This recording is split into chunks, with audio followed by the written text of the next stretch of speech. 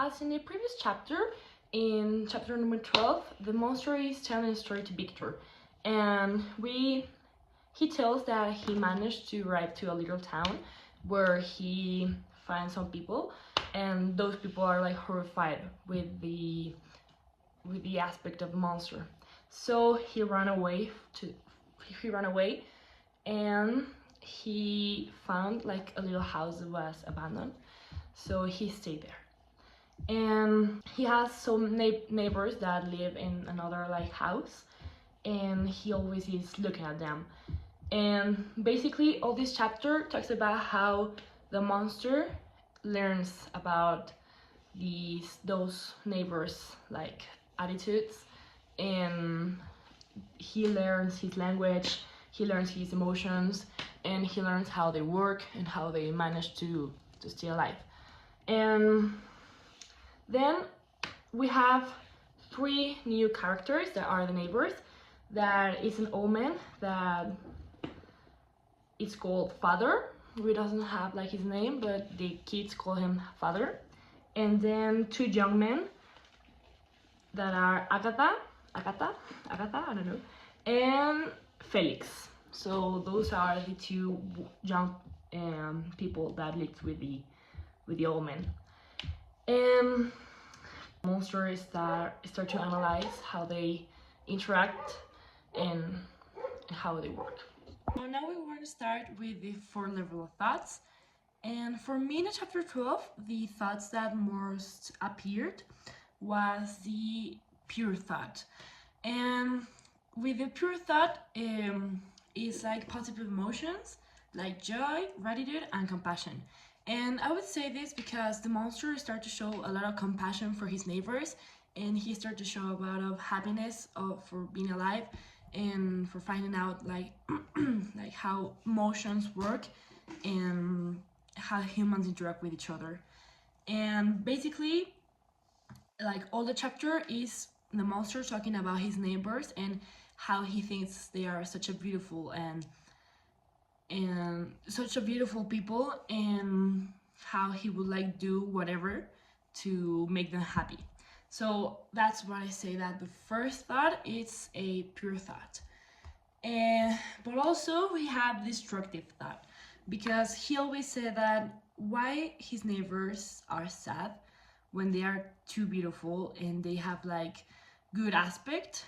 And then he says like, when I saw my reflection in the river, I was terrified. So I will understand that I am sad because I'm ugly. So that's a destructive thought, because he is like negative self-talking about himself. So that's negative thought. Then continuing with the pure thought, we have love, because the monster starts to have a lot of curious and love about all the things that it's around him, like the nature and how it works.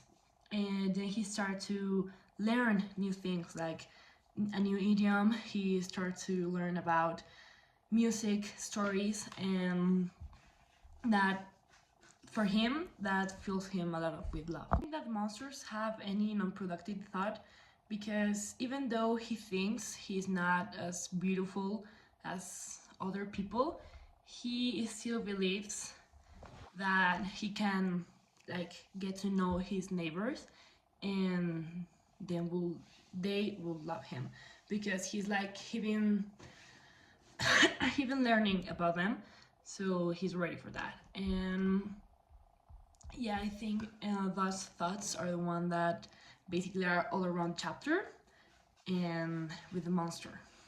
In this chapter we can see Victor expressing different emotions, although they are the same as the last few chapters. For example, they are guilt, regret, fear, despair, and remorse.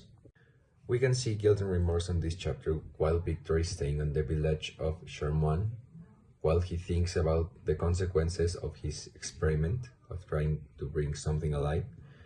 He still blames himself of the deaths of his brother and his friend Justine, which he feels the burden of his execution pretty hard. At the same time, Victor expresses regret. He expresses this by reflecting on his past decisions, trying to acquire more knowledge and more power. By this ambition on the nature of the village of Charmoine, he reflects and he realizes how this ambition led to his current suffering. After that, Victor expresses fear. He expresses fear particularly because of the creator he has created. Last but not least, Victor is feeling hopelessness. We can see this because he's isolating himself from the society, driven by the guilt and the fear that I previously mentioned.